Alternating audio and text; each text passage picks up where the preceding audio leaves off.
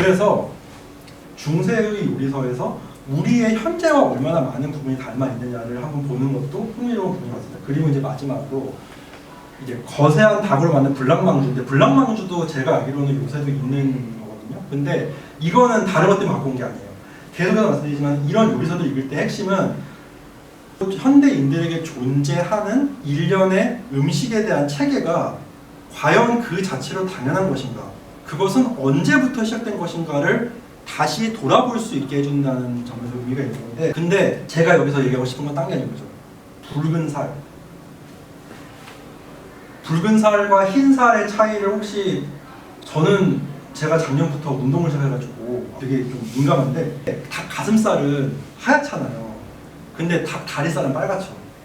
그리고 닭 가슴살만 먹으라고 하면은 화가 나지만 닭 다리살만 먹으라고 하면 행복하잖아요.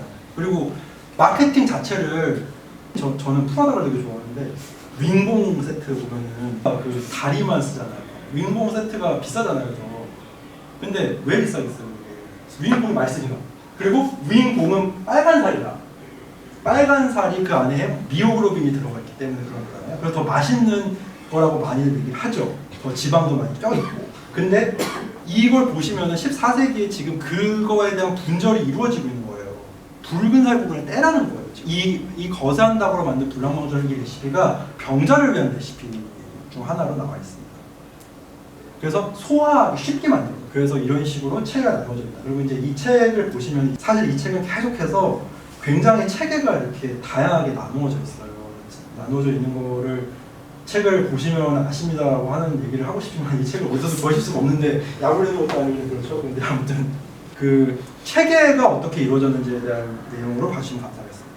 귀족 문화에서 어떻게 하면은 가장 화려한 방식으로 제한되어 있는 재료를 가지고 어떻게 하면은 연회가 되었든 단순한 식사가 되었든 호스트를 가장 돋보이게 할 수 있는 것, 그 사람의 권력을 과시할 수 있는 방식이 무엇이었느냐에 핵심이 맞춰졌다고 하면은, 18세기 말에 프랑스가 사실 그것도 이제 어떻게 보면 다 끝난 논쟁이기도 하지만, 프랑스 혁명은 정치 혁명이었는가 경제 혁명이었는가라는 얘기를 많이 하거든요. 계속해서 제1, 2계급으로 우리가 일반적으로 이야기하는 뭐 왕공 제후들과 이 교회라고 하는 이 거대한 권위가 앙시의 레짐 하에서는 제3 신분들과 제3 신분조차 안 되는 사람들을 너무 괴롭히니까 이게 된 거다 하는데, 괴롭힌 것이 그러면 투표권 안 준 거냐, 아니면 경제적으로도 파국으로 가고 있었느냐의 문제인데, 요새 이제 정리된 이야기는 그 둘 다였다는 거잖아요. 그래서 이제 18세기 말에 가면은 요새 가장 최근에 나온 얘기로는 당시에 이제 아이슬란드였나 북유럽 쪽에서 화산 폭발이 있어서 굉장히 국지적으로 흉년이 일어날 수밖에 없었던 그런 환경이 또 조성이 됐다고 하죠. 그러니까는 사람은 역시 여러 겹의 재난이 오면은 터지게 돼 있습니다. 그래서 프랑스 혁명 시기에 결국에는 일정한 경제적 어려움으로 인해서 혁명이 터지게 되는데, 그렇게 해서 터진 혁명에서 그러면 쟁점이 되는 것은 다른 것이 아니라, 왕을 몰아내고 우리가 정권을 잡아서 우리가 만든 정치 체제가 이 정치 체제 하에 있는 사람들을 그대로잖아요. 지금 그럼 이 사람들의 삶의 조건을 어떻게 바꿔줄 수 있느냐의 문제가 핵심적인, 이 사람들에게는 문제를 작용하게 되는 건데, 사실은 답이 없죠. 왜냐하면 제가 왜 경제냐 정치냐라고 하는 이유는 되게 좀 얄팍한 이분법을 말씀드리냐면, 정치 체제가 바뀐다고 땅의 지력이 나아지지 않거든요. 더 비옥해지잖아요, 땅은. 이거에서도 보시면 되게 특이한 게 뭐냐면은, 이 그림을 분석해 보시면은요, 이 이미지 자체는 되게 몇 번 보일 수 있는데, 저 지금 위에 엎혀 있는 저 사람이 이제 제3신분 내지는 상필로트인 사람들을 대변하는 걸로 나와 있는데, 저 사람이 지금 칼을 쥐고 있는데 저기 지금 사냥한 게 꽂혀 있는 거 보이세요? 저 사냥한 토끼가 어떻게 보면 계속해서 오늘 저희 내용에서의 마치 통주점처럼 반복되는 내용인데, 사냥이라고 하는 어떤 특정한 계급적 지표 표지가 평등하게 되었다고 하는 것이 굉장히 이 프로파간다에서 중요한 내용인 거예요. 그리고 이 바닥에 보시면은 저기 지금 익어 있는 형태의 가금류 고기, 닭고기 같은 게 저기 자빠져 있잖아요. 여기다가. 이것도 결국에는 뭐냐면은, 결국 이 혁명은 경제적으로 더 사람들을 나은 조건을 만들어줄 수 있느냐 없느냐가 중요한 과제로 자리하게 되었다는 것을 상징하고 있는 겁니다. 그래서 이 당시에 이 사람이 파르망티아라고 하는 사람인데, 이 사람은 원래 과학자예요.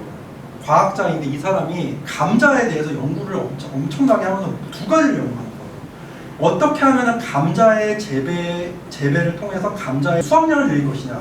근데 이 사람이 생각했을 때도 그건 중요하지 않아요. 감자를 막 엄청 많이 생산을 해도 감자를 안 먹어버리면 아무 소용이 없잖아요. 그래서 이 사람은 계속해서 감자로 음식을 뭘 만들 거냐에 대해서 계속해서 그 연구를 하고 자기가 레시피를 만들어요. 그런데 그 중에 하나가 감자빵을 만드는 거였어요. 빵이 부풀려면 밀가루 안에 있는 글루텐이라고 하는 애들이 효노를 통해서 걔네가 분해되면서 늘어나야 됩니다. 글루텐을 형성해야 됩니다. 근데 감자에는 걔가 없어요. 그래서 감자빵은 늘어나지 않습니다. 그래서 감자랑 빵을 만들면 우리가 생각하는 그 기공이 생기지 않아요. 그래서 밀가루 섞은 거예요. 그런데 이렇게 하니까 벌써 일단 빵이라고 하는 가장 기본적인 공깃밥 같은 게 늘어나기 시작합니다. 공깃밥이에요, 빵은.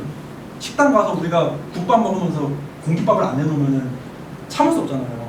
마찬가지예요. 스테이플이라고 하는 주식이 늘어나는 거죠. 그랬는데 그렇게 되니까 빵만 만들어서 의미가 없어요. 여기에서 핵심적인 것이 무엇이 나오냐면은, 우리가 아까 처음에 얘기했듯이 프랑스의 미식의 핵심은 다양한 메뉴의 구성이라고 하는 거. 다양한 메뉴 구성은 단순히 여러 가지 메뉴를 만든다는 게 아니라 일정한 메뉴의 구성이 있어야 된다는 거예요. 그 안에는 단백질 원도 들어가 있어야 되고, 당연히 탄수화물 들어가 있어야 되고, 맨 끝에는 단맛이 들어가고 이런 것도 있잖아요. 그렇게 되니까 그냥 감자 가지고 빵만 만들면은 사람들한테 누구도 그렇게 하면 좋아하지 않아요. 너는 가난하니까 감자빵을 먹으려? 문제가 해결되었지? 라고 하면은 정말 기분 나쁘거든요. 근데 그게 아니라 우리가 프랑스에서 먹고 있고 우리가 유지하고 있는 어떤 이 미식의 일련의 체계 안에서 감자가 어떻게 쓰일 수 있는지 너에게 보여줄게. 그러니까 넓적다리 고기. 이것도 장시미용 차려드리는 작품인데, 넓적다리잖아요. 이 음식을 만들 때 또 저런 것도 있어요. 저런 큰 덩어리의 고기를 익힐 때 거기에서 기본적으로 로스팅을 하게 되면 기름이 떨어지거든요. 그 기름을 버리지 말고 그걸 가지고 감자를 익히는 데 쓰라 이거예요. 이게 사실은 굉장히 명석한 방식이고, 감자의 물성을 정확히 이해한 게, 감자의 물성 중 하나는 감자는 그 자체의 맛이 굉장히 약해요.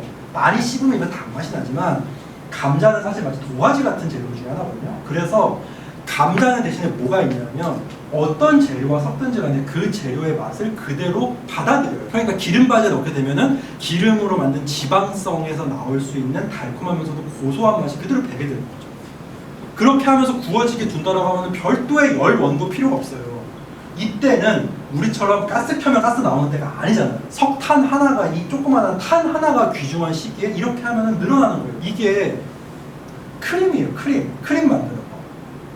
우유를 넣은 다음에 우유를 설탕하고 전분하고 넣어가지고 하는 거예요. 그리고 참고로 이 책에서는 앞부분에 전분을 만드는 법이 나옵니다. 전분을 만드는 법은 이 자체를 물에다 갈아 먹어가지고는 가라앉히고 떼고 하는 지금과 똑같은 방식이에요. 지금도 전분이 그렇게 만듭니다. 그것도 사실은 감자라고 하는 식재료의 강점 중 하나예요.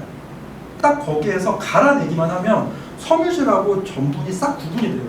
그리고 게다가 감자는 그렇게 수분이 많은 물성하고 반대로 전분이 많은 물성이 딱 나눠져 있어요. 그래서 어떤 식의 감자를 쓰냐에 따라서 요리의 질감도 달라져요. 그래서 뭐 아마 많이 아실 거예요. 된장찌개 집에서 끓여보신 분들은 어떤 감자를 쓰냐에 따라서 된장국이 막 난리가 나요. 감자 다 작살나가지고 이게 대체 뭔지, 이게 청국장인지 뭔지 싶은 그런 질감이 나올 때도 있고, 감자가 싹 예쁘게 될 때도 있고. 그래서 감자라고 하는 거 하나를 가지고도 어떤 재료를 쓰냐를 가지고 우리가 선택할 수 있다는 것도 사실 감자가 주는 미식적 가능성의 일단이라고 할 수 있다. 그리고 이거는 빼드논느라고 하는 흥미로운 디저트인데, 빼드논느에서 빼가 방귀라는 뜻이거든요. 빼가 방귀 낀다는 소리인데 빼드논느라고 해가지고, 지금은 빼드논느라고 안 할 거예요. 빼라고도 하고 하는데, 이게 일종의 프리터, 도너츠라고 하실 수도 있고 일종의 튀김 음식인데, 빼드논느라고 한 이유는 제가 생각했을 때는 그 당시에 18세기 말에 프랑스 혁명은 전체적으로 굉장히 반종교적인 성격을 띠고 있었기 때문에 아마도 이제 그런 종교적인 이미지를 가지고 있는 수녀들의 방귀라는 그런 탈머리적인 그런 의미로 아마 쓴 의미였을 거예요. 근데 보면은 뭐가 있냐면, 아까 지금 크림도 있고 그렇지만 전체적으로 처음부터 끝까지를 쭉 읽다 보면은 이 자체로 프랑스에서 감자로만 차릴 수 있는 정찬 자체가 완성이 되는 거예요. 소위 흡바 가스트로노미 그 프랑스의 자체가 감자를 가지고 차려질 수 있게끔 한 거예요. 그 얘기는 무슨 얘기냐? 그냥 프랑스의 미식의 그러한 미식의 어떤 원칙에 바탕하고 있지 않으면은 야 감자빵 먹어 맛있어 이거 먹으면 일반 빵이랑 똑같아 이거 먹으면은 기근도 없고 얼마나 좋아할 거 아니에요. 근데 그게 아니라 감자라고 하는 새로운 식재료를 통해서도 프랑스의 미식 문화의 어떤 완결성을 확보할 수 있다라고 하는 것이 이 작품을 만들어낸 무명의 작가입니다. 파르망티에가 쓴 작품이 아니에요. 이 문헌의 의이기도 하고 우리가 왜 프랑스의 미식 문화에 대해서 이야기를 하면서 이 작품에 대해서 길게 이야기를 하는지에 대한 설명이 되기도 합니다. 이 요리사의 역할은 사실은 요리를 창작하는 과정에서 자기가 가지고 있는 독창성과 직관력이 물론 필요하지만 한편으로는 다양한 재료에 대해서 그 자체의 물성을 알고 조화로운 균형감을 어떻게 연출할 것인가에 대한 자기 나름의 의식적 행위를 통해서 만들어져야 됩니다. 그래서 사실 우리가 요리서라고 하는 거는 무엇이냐면 하나의 단편적인 지식들이 모이면서 체계를 이루고 그것이 또 다른 창작의 토대가 되는 일련의 메커니즘을 보인다고 저는 생각을 하고 있습니다.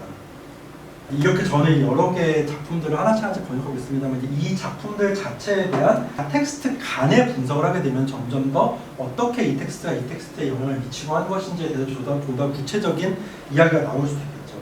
그렇게 하면서 이제 저희가 소위 기술로서의 요리가 예술이 되는 과정에 대해서 포착을 할 수 있지 않을까라는 생각을 하게 되고 나아가서 이제 우리가 기본적으로 어떤 창의성과 창작의 영역이라고 생각되어 있지 않았던 요리라고 하는 기술이 어떻게 예술이 되는가에 대한 과정에 대해서 여러분들께서 주체적으로 생각을 또 해보시고 스스로 창작을 할 수도 있고 아니면은 여전히 요리의 소비자로서도 어떻게 하면은 지금 눈앞에 있는 하나의 요리라고 하는 완결된 창작물을 더 향유할 수 있는 길이 되시기를 바라겠습니다. 아무튼 오늘 또 이렇게 찾아주셔서 너무 감사하고요. 좀 즐거운 시간이 되셨는지 모르겠습니다만 앞으로도 이렇게 이런 이상한 책을 옮기는 변태도 있다고 하는 것을 많이 알아주시면서 해주셨으면 감사하겠습니다. 감사했습니다.